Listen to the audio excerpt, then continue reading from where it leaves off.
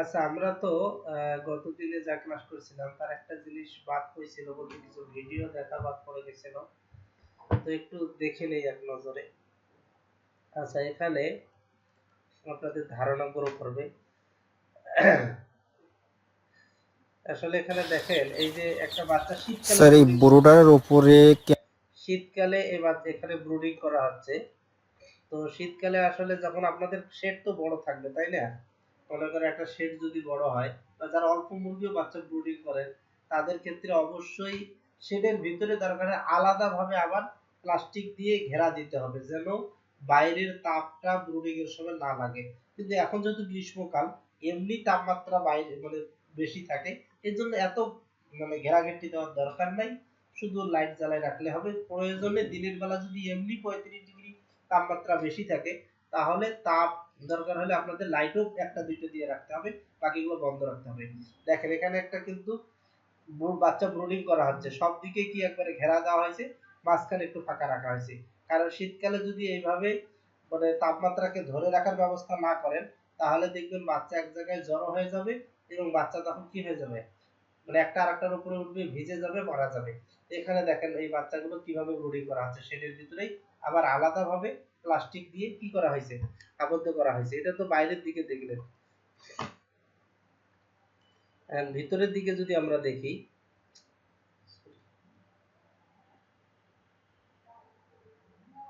এই যে বাচ্চাগুলো যে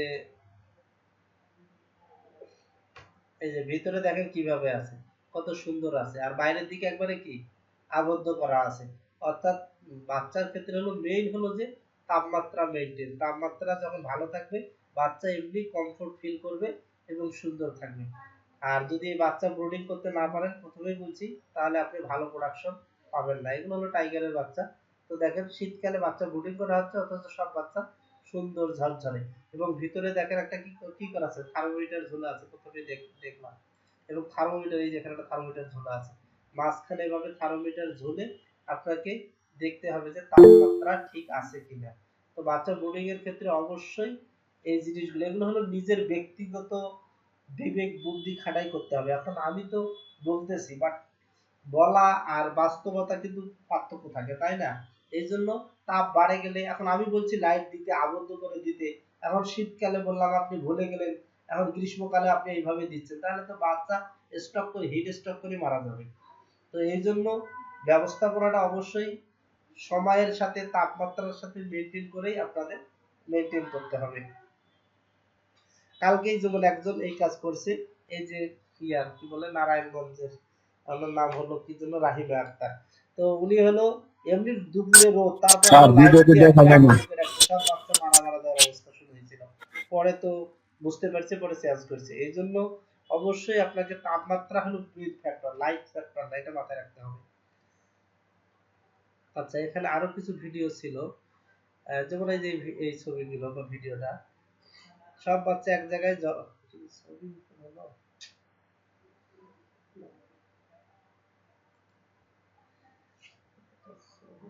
আচ্ছা, এখানে আরেকটা ভিডিও যেটা হলো, এটা গত দিনে দেখার কথা, আসলে ভুলে গেছিলাম ব্রুডিং এর প্রথম দিনটা। এই যে এটার ক্ষেত্রে এরকম বড় হয়েছে ব্রয়লারের বাচ্চা, তারপরও কি করা আছে, চতুর্দিকে কি করা আছে, আবদ্ধ করা আছে। অর্থাৎ রাতের বেলা অবশ্যই এভাবে আপনারা বাচ্চা ব্রুডিং করতে হবে, কারণ শীতকালে এত বেশি তাপমাত্রা কমে যায়। এখন আপনার মাথায় যদি কাজ করে যে আসলে ওই ব্রয়লার মানেই দুর্গন্ধ হবে, পেটে পানি হবে, তাহলে কিন্তু আপনার দ্বারা ওই সম্ভবটা বাচ্চা ঠান্ডা লাগিয়ে ফেলবেন, ঘ্যার ঘ্যার করে ফেলবেন। তবে অবশ্যই রাতের বেলা পর্দা দিয়ে রাখতে হবে, এক সাইডে একটু ফাঁকা রাখতে হবে যেন অক্সিজেন চলাচল করতে পারে। এইভাবেই মূলত আপনার বাচ্চা ব্রুডিং করতে হয়।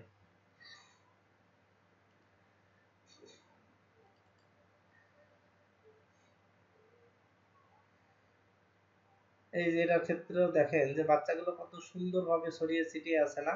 যখন বাচ্চা এরকম সুন্দর চঞ্চল ছড়িয়ে ছিটিয়ে থাকবে তখন বুঝবেন যে আপনার ব্রুডিং ঠিক আছে, আপনার তাপমাত্রা ঠিক আছে, বাচ্চা সুন্দরভাবে চলাচল করতেছে। এগুলো হলো ব্রুডিং এর হলো নিজের দক্ষতার উপর নির্ভর করে। আর যদি ম্যানেজমেন্ট করতে না পারেন তখন দেখবেন যে বাচ্চা জড়ো হয়ে আছে, বাচ্চার ভিজে যাবে, তারপরে বাচ্চার হলো পিছনে পায়খানা লেগে থাকবে। তো এই জন্য সুন্দরভাবে যেন ব্রুডিং করতে পারেন সেই হিসেবে মনোযোগ দিতে হবে, পরিশ্রম করতে হবে, একটু বাচ্চার পিছনে সময় দিতে হবে।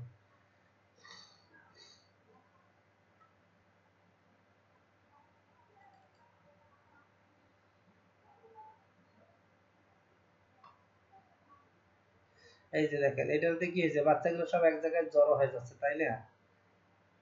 এদিকে নাই, সবাই এক জায়গায় জড়ো হচ্ছে, অর্থাৎ মানে কি এখানে বুঝতে হবে কি হচ্ছে, বাচ্চাগুলো ঠান্ডা লাগতেছে, এই যে জড়ো হয়ে যাচ্ছে। তাহলে অবশ্যই আপনাকে লাইট জ্বালাইতে হবে। এই ভিডিও যখন আমাকে দিছে আমি দেখে বললাম যে আপনি লাইটে কাজ হচ্ছে না, তখন হিটার জ্বালাইছে, পরে বাচ্চা আবার ঠিক হয়ে গেছে। তো এইভাবে মূলত অবশ্যই বাচ্চা যখন এক জায়গায় জড়ো হয়ে যাবে, মনে হচ্ছে এক জায়গায় টোপলা পাকতেছে, তখন আপনাকে অবশ্যই এটা কি করতে হবে, আলাদা মানে তাপমাত্রা বাড়াইতে হবে।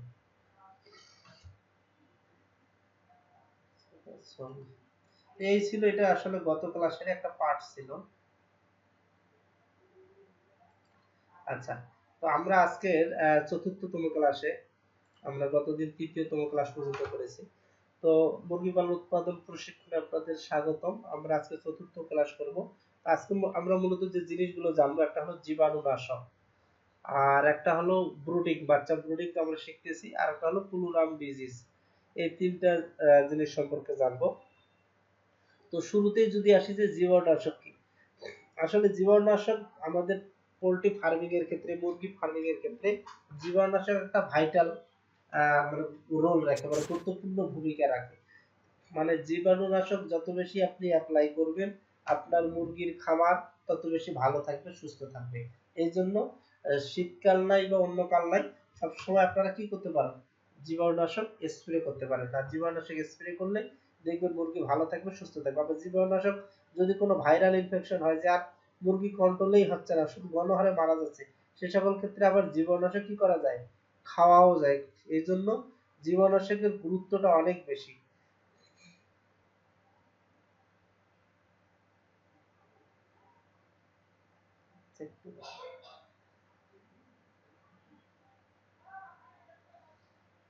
তো জীবাণুনাশক যদি আমরা বলি যে পোল্ট্রি হাউস ডিসইনফেকশন, তো জীবাণুনাশক সচরাচর আমাদের যেগুলো পাওয়া যায় আমাদের মানে দোকানে বা বাংলাদেশে, তার ভিতরে গুরুত্বপূর্ণ হলো টিমসেন পাউডার, টিমসেন ইয়ন কোম্পানি, আর একটা হলো সলিউশন ভাইরোসিট, তারপরে syrup Micronil, virus zero, farm 30, GPC 8, এছাড়াও কেপিসি, এরকম বিভিন্ন কেটিসি, এরকম বিভিন্ন নামে পাওয়া যায়।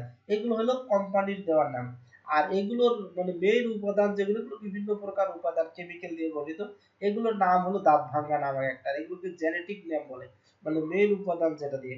এগুলোর যেমন এই যে টিমসেন, যেগুলো ভাইরোসিন, এগুলো যেগুলো দিয়ে গঠিত, বলা আছে N alkaline dimethyl benzyl ammonium chloride 40%, বা কোয়াটারনারি অ্যামোনিয়াম, বা বলা হচ্ছে যে এগুলো কি গ্লুটারেলডিহাইড, অ্যালকোহল এই জাতীয়, ইথানল, এরকম বিভিন্ন উপাদান দিয়ে মূলত জীবাণুনাশকগুলো তৈরি।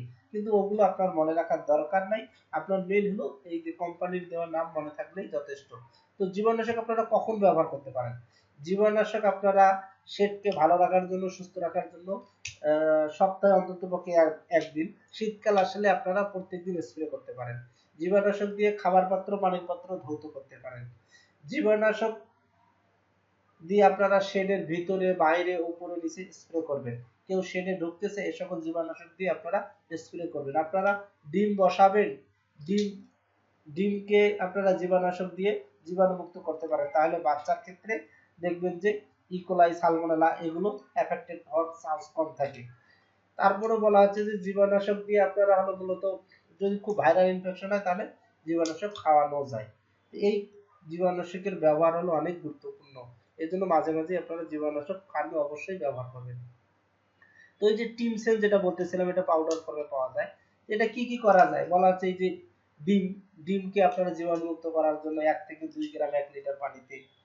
তারপরে বলা হচ্ছে যে ইনকিউবেটরে ব্যবহার করা যায়, ইনকিউবেটর জীবাণুমুক্ত করার জন্য। বাচ্চা ফুটাইতে চাচ্ছেন, আপনি ডিম বসাচ্ছেন, ডিমকে মুরগি ওমে আসছে, সুলসুলে পোকা হয়, ওই জায়গাগুলো আপনারা জীবাণুনাশক দিয়ে ভালো করে স্প্রে করে দিতে পারেন, ধৌত করতে পারেন।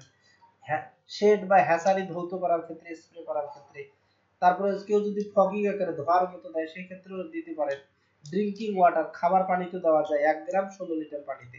অর্থাৎ এইভাবে আপনারা জীবাণুনাশকগুলো কি করতে পারেন, ব্যবহার করতে পারেন। ভাইরোসিড, তারপরে বলা হচ্ছে জিপিসি-8, ভাইরাস 0, এরকম বিভিন্ন জীবাণুনাশক আছে। তো এছাড়াও আরো কিছু জীবাণুনাশক আছে, মাইক্রোনিল যেটাই পান না কেন আপনারা জীবাণুনাশক যত বেশি ব্যবহার করবেন মুরগির ফার্ম তত বেশি ভালো থাকবে, সুস্থ থাকবে। আচ্ছা, এরপর চলে আসি যে ব্রুডিং সম্পর্কিত আরো কিছু কথাবার্তা। গতদিন আমরা ব্রুডিং সম্পর্কে তো জেনেছি যে আসলে ব্রুডিংটা কি, কি উদ্দেশ্য, কি গুরুত্ব, কি তাপমাত্রা কিভাবে মেনটেন করতে হয়, একটা বাচ্চা ব্রুডিং করবেন কিভাবে, তাই না? তো এখানে বলা আছে যে বাচ্চা ব্রুডিং এর ক্ষেত্রে অবশ্যই যদি আপনারা 500 বাচ্চা ব্রুডিং করেন তাহলে বলা হচ্ছে যে 7-8টা খাবার পাত্র লাগে, 7-8টা পানির পাত্র লাগে। আর এগুলো দেওয়ার নিয়ম হলো একটা খাবার পাত্র, একটা পানির পাত্র, একটা খাবার পাত্র, একটা পানির পাত্র। এছাড়াও আরো বিভিন্ন ভ্যারাইটিস স্টাইলে দেওয়া যেতে পারে, মনের মাধুরী মিশিয়ে দিতে পারেন। আছেন না আপনারা অনেকেই খুব সাজুগুজু করেন, একেবারে মনের মতো করে সাজুগুজু করতে করতে অনেক সময় একেবারে ভূত সেজে যান, নিজের সুন্দর চেহারাও কি হয়ে যায়, অপোজিট হয়ে যায়। যেমন ওই যে কবে যেন একটা দেখলাম প্রতিবেদন, বিশ্বের কিছুটা বিশ্ব সুন্দরী নায়িকারা ছিল, নিজের নাকি চেহারা সৌন্দর্য করে যে সার্জারি করতে গেছে, ইমন সার্জারি করেছে তো এখন একেবারে কুৎসিত হয়ে গেছে। তো যত বেশি ফার্মিং এ সাজুগুজু করাবেন, অত্যাধিক দরকার নাই, মডারেট সাজুগুজু করলেই হবে, তাহলে দেখবেন যে মুরগির খাবারও ভালো থাকবে, সুস্থ থাকবে। তো যেটা বলতেছিলাম, ছোট অবস্থায় ছোট পানির পাত্র, ছোট খাবার পাত্র দিতে হয়, আর বড় হলে বড় খাবার পাত্র, পানির পাত্র। আর এই যে এখানে হেরিকেন দেখাইতে চাইছিলাম, যারা চেনেন না দেখেন নাই, এটা হলো হেরিকেন বলে। ওই যে ইউরোপ আমেরিকায় যে বলে না যে বন্যা আছে হেরিকেন, সেই হেরিকেন বন্যা আসলে আপনাদের এদিকে যদি বন্যা আসে তাহলে এই হেরিকেন দিয়ে, এটা বাংলাদেশি হেরিকেন, আর ওইটা হলো জলোচ্ছ্বাস হেরিকেন। তো এই যে হেরিকেন দিয়ে কি করবেন, যখন ঝড় আসবে, তুফান আসবে, কারেন্ট থাকবে না, তখন এটা দিয়ে বাচ্চাকে আলো দিবেন বা হিট দিতে পারেন, বা এখন হিটার জ্বালাইতে পারেন, অথবা ওই যে গ্যাসের চুলা জ্বালাইতে পারেন। এইভাবে ঝড় বন্যার সময় বিকল্প হিসাবে এটাও সংরক্ষণ করে রাখা উচিত। আচ্ছা, এরপরে বলা হচ্ছে যে ব্রুডিং অবস্থায়, ছোট অবস্থায় 1 থেকে 7 দিনের ভিতরে বা 1 থেকে 4-5 দিনের ভিতরে আপনারা এরকম ফ্ল্যাট খাবার পাত্র দিতে পারেন, পানির পাত্র এরকম ফ্ল্যাট গুলো দিতে পারেন। অর্থাৎ কি হলো যে ফ্ল্যাট খাবার পাত্র দিবে, পানির পাত্র দিলে বাচ্চা গোসল করে ফেলবে। তো বলা হচ্ছে যে এই যে প্রথম 1 থেকে 2 দিন আপনারা কি দিবেন, পেপারের উপরে এরকম পেপার, তুষের উপর পেপার দিবেন, পেপারের উপরেই খাবার দিতে পারেন। এখন পেপারের উপরে প্রথম প্রথম খাবার দিতে পারেন 1-2 দিন, এরপরে তবে পেপার কি করতে হয়, প্রত্যেক দিন সকালে পেপার দিলে বিকেল বেলা পেপার চেঞ্জ করতে হয়, একবারেই পরের দিন রাখবেন আবার উঠাবেন তো ময়লা হয়ে যাবে। আর পেপারে হলো 1-2 দিন, তারপরে আপনারা 7-10 দিন পর্যন্ত এরকম ফ্ল্যাট ট্রে ব্যবহার করতে পারেন, যেগুলোতে বাচ্চা ইজিলি খাদ্য গ্রহণ করতে পারে। এবং বলা হচ্ছে খাবার দেওয়ার নিয়ম হলো অল্প অল্প করে খাবার দেওয়া, একটা বাচ্চা যতটুকু খায় ততটুকুই খাবে। এখন আপনি একবারে একবারে সব ভর্তি করে দিয়ে আসছেন আর সারাদিনে খোঁজ খবর নাই, যা দেখা আর খাবার তো আছেই, এইভাবে যদি করেন তাহলে দেখবেন যে বাচ্চা মূলত খাবে কম। কারণ আমরা স্বাভাবিকভাবে চিন্তা করেন, একটা কথা আছে না, সুর ছাড়তে মানে কি, হ্যাঁ, সুর থাকতেই গান ছাড়তে হয়। এখন যদি আপনার সুর শেষ হয়ে গেছে তারপর গান ছাড়ে, তাহলে সেই গানের আর মর্যাদা বা গুরুত্ব থাকে না। তা ঠিক মুরগির বাচ্চার ক্ষেত্রেও আপনার সুর থাকতেই গান ছাড়তে হবে। মানে হলো এই যে বাচ্চা এখানে মনে করেন এক গাদা যদি খাবার দেন, এখন এই খাবারগুলো দেখে দেখে তারা কি হয়ে যাবে, আরে একই এতগুলো খাবার, তখন হলো তারা অল্প খাবে, খাবে না, ঘুমাবে শুধু। আর যদি আপনি মাঝে মাঝে 1-1.5 ঘন্টা 2 ঘন্টা পর পর অল্প অল্প করে খাবার দিচ্ছেন, খাবারগুলো একটু নাড়াচাড়া করে দিচ্ছেন, ঝোঁকাই দিচ্ছেন, তাহলে সে মনে করবে নতুন নতুন খাবার আইছে, তখন আবার সে উঠে উঠে খাবে। মানে বাচ্চার মেন্টালিটিকে কি করতে হবে, চেঞ্জ করে দিতে হবে, যে মাঝে মাঝে খাবার দিয়ে, আর না হলে দেখবেন যে সারাদিন শুধু ঘুমাবে। বুঝতে পারছেন? তো এই জন্য ছোট বাচ্চা অবস্থায় অবশ্যই যখন আপনারা মূলত প্রথম দিন বাচ্চা নিয়ে আসবেন, এরকম ফ্ল্যাট খাবার পত্র দিতে পারেন। আর প্রথম 2 দিন আপনারা পেপারের উপরে খাবার ছড়িয়ে ছিটিয়ে দিবেন, আর পেপারটা প্রত্যেকদিন বিকালবেলা করে কি করবেন, চেঞ্জ করবেন। তো এইটা হলো সুন্দর একটা সাজুগুজু করার একটা প্রসেস বা পদ্ধতি, যে এইভাবেও আপনারা কি করবেন, খাবার শেষ হওয়ার আগেই খাবার দিবেন। এই একবারে খাবার দিয়ে রেখে দিছি, সকালে দিয়ে আসছি আর সন্ধ্যার দিকে আবার চেঞ্জ করব, তাহলে দেখবেন আপনার বাচ্চা থেকে আপনি ভালো পাবেন না, রেজাল্ট পাবেন না। আচ্ছা, আরেকটা হলো যে আপনি যদি ভালো খামারি হতে চান তাহলে অবশ্যই আপনার সময়ের সাথে, বয়সের সাথে তার ওজনটা মাপার মানে জানতে হবে যে কোন বয়সে কত ওজন হতে পারে। তো এখানে মোটামুটি ব্রয়লারের একটা ওজন দিয়েছি, অন্যান্য মুরগির বাচ্চার ওজন চার্ট দিয়ে দিব, নো টেনশন ডু ফুর্তি। তো বলা হচ্ছে যে কি এরকম দেখেন একটা বাচ্চার ওজন হয়েছে কি কত গ্রাম, 63 গ্রাম ওজন হয়েছে একদিনের বাচ্চার ওজন। এটা হলো ব্রয়লারের বাচ্চার ওজন ছিল। তো দেখেন প্রথম দিনে এদের ওজন 44 থেকে 64 গ্রাম পর্যন্ত হয়, এটা এ গ্রেডের বাচ্চা। এ গ্রেডের বাচ্চা স্বাভাবিকভাবে ব্রয়লারের ক্ষেত্রে 40-38 পর্যন্ত ধরা হয়, 38 থেকে উপরের গুলো, তার নিচে যেগুলো এগুলো বি গ্রেড ধরা হয়। আসলে এখানে ওজনের একটা গুরুত্বপূর্ণ বিষয় কি যদি বলি, ওজন এই ছোট অবস্থায় 1 গ্রাম ওজনের পার্থক্যের জন্য যখন বড় হবে 5 গ্রাম করে 15 গ্রাম করে ভেরিয়েশন হয়। মানে একটা বাচ্চার ওজন যদি 40 গ্রাম হয় আর একটা বাচ্চার ওজন যদি 50 গ্রাম হয়, তাহলে দেখবেন যে মানে 15 গ্রাম করে ওজন বৃদ্ধি পাবে বড়টা, ছোটটা তার তুলনায় 15 গ্রাম করে পার্টে কম হবে। তাহলে একসময় দেখবেন যে একটা 500 গ্রাম বেশি ওজন হয়ে গেছে আর একটা 500 গ্রাম ওজন কম হয়ে গেছে। এই জন্য যদি বাচ্চা সিলেকশনের ক্ষেত্রে এটা মাথায় রাখতে হয় যে সম আকৃতির সম সাইজের মানে বাচ্চা নিতে হয়। এখন বাচ্চা যদি ভেরিয়েশন হয়, ছোট বড় হয়, তাহলে দেখবেন যে কিছু বাচ্চা বড় হবে, কিছু মুরগি বড় হয়ে যাবে, কিছু মুরগি ছোট হয়ে থাকবে, কিছু মুরগির যৌবনকাল আগে আসবে আর কিছু মুরগির যৌবন আসবে পরে, মানে ডিম আসবে পরে। বুঝতে পারছেন? এই নিয়েও আজকে বিচার করলাম। আপনাদের এই গ্রুপে কেউ তাই এই মুরগি ক্রেতা আর বিক্রেতা আমাদের গ্রুপেরই। তো ওই ব্যাচটা হলো আমার সব থেকে বেশি একটা ক্লোজ ব্যাচ ছিল, কারণ তাদের সঙ্গে দীর্ঘ সময় ক্লাস নিয়েছে এবং তারা 14তম ব্যাচের কথা বলতেছি। 14তম ব্যাচের স্টুডেন্ট যারা ছিল তারাই আবার 50% 15তম ব্যাচে জয়েন করছে। তো ওই ব্যাচের একজন লেয়ার মুরগি বিক্রেতা আছে আর বাকিরে ক্রেতা আছে। তো এই লেয়ার মুরগির কারো মুরগি আগেই ডিমে আসছে, কারো মুরগি আগে ডিমে আসে নাই। তো এই নিয়ে আসলে একটু আমাদের ভিতরে ভুল বোঝাবুঝি হয়েছে, তাদের ভিতরে 5-7 জনকার ভিতরে। তো সেটা আমি সমাধান করলাম এতক্ষণ ধরে। এটার কারণটা কি? এটার কারণ হলো যে হয়তো কেউ আগে মুরগি নিছে, যে মুরগিগুলোর সাইজ ভালো ছিল, ওজন ভালো ছিল, তারা হলো আগে ডিমে আসছে। আর কারো ভাগে পড়ছে পিছনের মুরগি যেগুলো এখনো ডিমে আসে নাই। তো এর মন খারাপ যে আমি 1.5 মাস 1 মাস ধরে খাওয়াচ্ছি, আমার মুরগি এখনো ডিমে আসলো না, ওর মুরগি ডিমে আসলো। এটার কারণটা কি? কারণটা হলো যে এই বাচ্চার ভেরিয়েশনের কারণে। যখন এই বাচ্চাগুলো বড় করতেছিল বা ছোট থেকে বড় হচ্ছিল, কিছু বাচ্চার সাইজ ভালো ছিল, বড় ছিল, তারা হলো দ্রুত বড় হয়েছে, দ্রুত প্রোডাকশনে আসে। আর যেগুলো সাইজ ছোট ছিল তাদের একটু ওজনও কম, ধীরে ধীরে প্রোডাকশনে আসবে।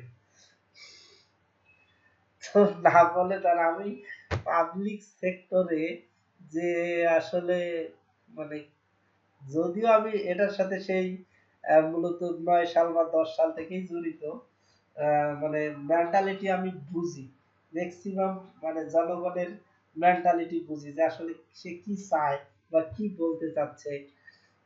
তো এই যে কেনা বেচা নিয়ে আসলে এগুলোতে জড়িত ততটা ছিলাম না, তা সেটার একটা অভিজ্ঞতা অর্জিত হয়ে গেল। আমি কেন বললাম তার কাছে নিতে, এখন আমাকেই বিচার করতে হবে যে স্যার আপনার কথা শুনেই তো আমরা মুরগিগুলো নিচ্ছি।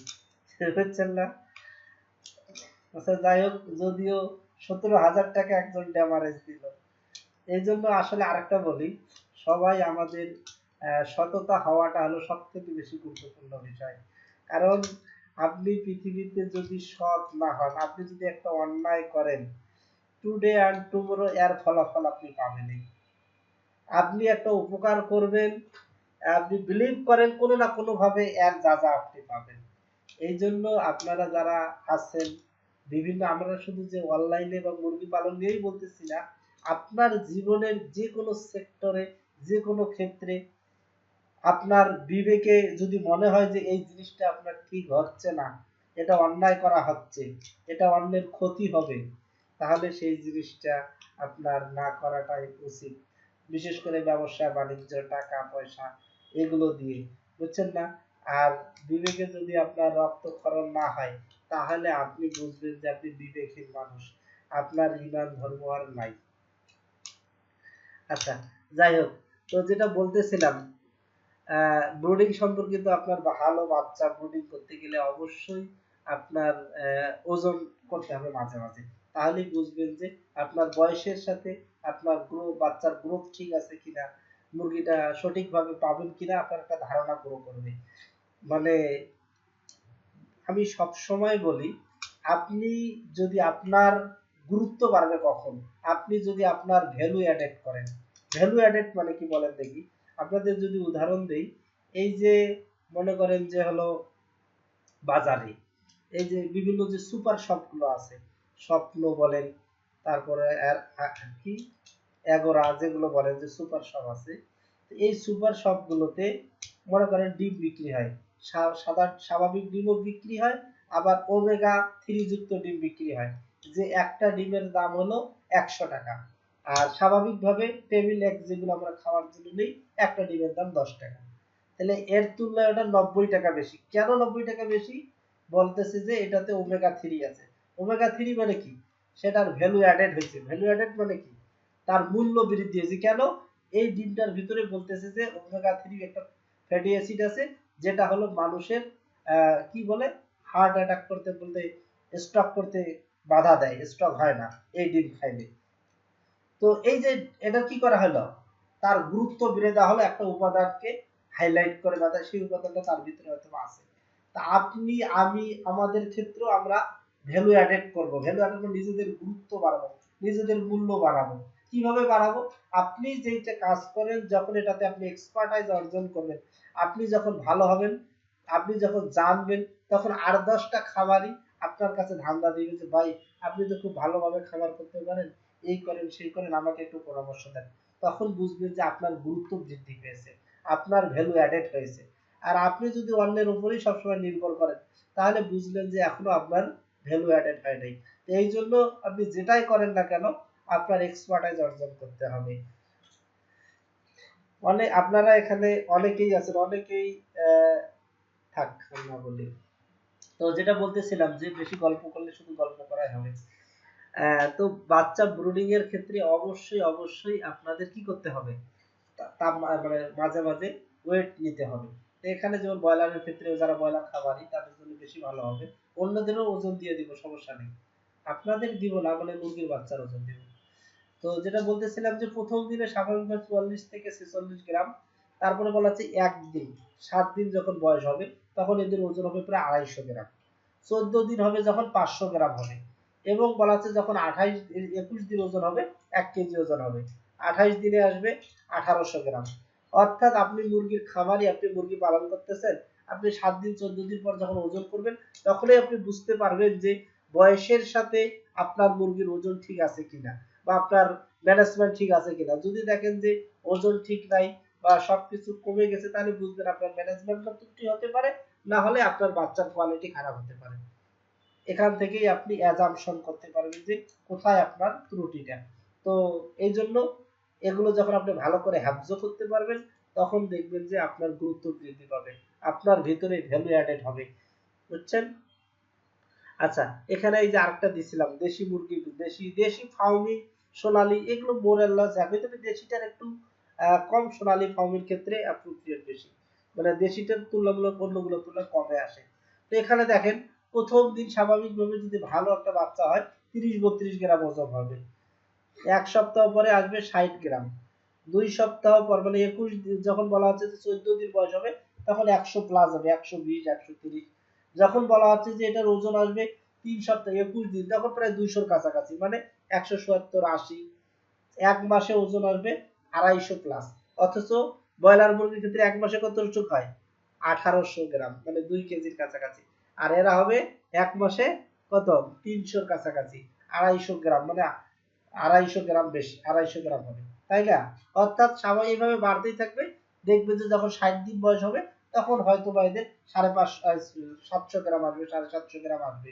আর যদি সোনালী বা হাইব্রিড হয়, এদের ক্ষেত্রে 1 কেজির কাছাকাছি যাবে। আর ফার্মের ক্ষেত্রেও এরকমই আসবে, 700 750 গ্রাম আসবে। তো এই হলো একটা ওভারঅল একটা চার্ট। আপনারা এটার থেকে একটা ধারণা নিতে পারেন যে আপনার বয়সের সাথে আপনার মুরগির বাচ্চার ওজন ঠিক আছে কিনা। আচ্ছা, এরপরে হলো এখানে একটা ছবি দিয়েছিলাম যে একটা বাচ্চা, একটা মুরগি মা সহ আছে, বাচ্চা সহ মুরগিটা আছে। তো তো এখানে বলা আছে যে আপনারা অনেক সময় আমাকে বারবার জিজ্ঞেস করেন যে আমার কিছু বাচ্চা বাইর হয়ে গেছে আর কিছু বাচ্চা এখনো বাইর হয় নাই, তো এই সকল ক্ষেত্রে আমি কি করব, ডিমে আছে। তো এই সকল ক্ষেত্রে আপনারা একদিন 24 ঘন্টা পর্যন্ত বাচ্চাগুলো তার মায়ের সাথে রাখবেন। তারপরেও যদি দেখেন যে বাকি ডিমগুলোর বাচ্চা আসতেছে না, তখন এগুলো বাহির করে আলাদা করে একটু খাবার পানি, গ্লুকোজ পানি দিবেন, কিন্তু তার মায়ের কাছাকাছি দিবেন না, তাহলে তার মা মাতৃত্বের টানে ডিম ছেড়ে বাচ্চার কাছে চলে আসবে, তখন আরেক বিপদে পড়ে যাবেন। অনেকেই আছেন এই কাজ করে যে পরে বাচ্চা আবার আলাদা করে মুরগিকে আবার আলাদা করে ঢাকা দিয়ে রাখার চেষ্টা করেন, আর মুরগি তো আবার বম্বাস্টিকের মতো লাফ দিয়ে বাইর হয়। তো এই ত্রুটি, এই ভুলটাও করা যাবে না। আচ্ছা, বাচ্চা ব্রুডিং এর ক্ষেত্রে যদি অল্প মুরগি বাচ্চা পালন করেন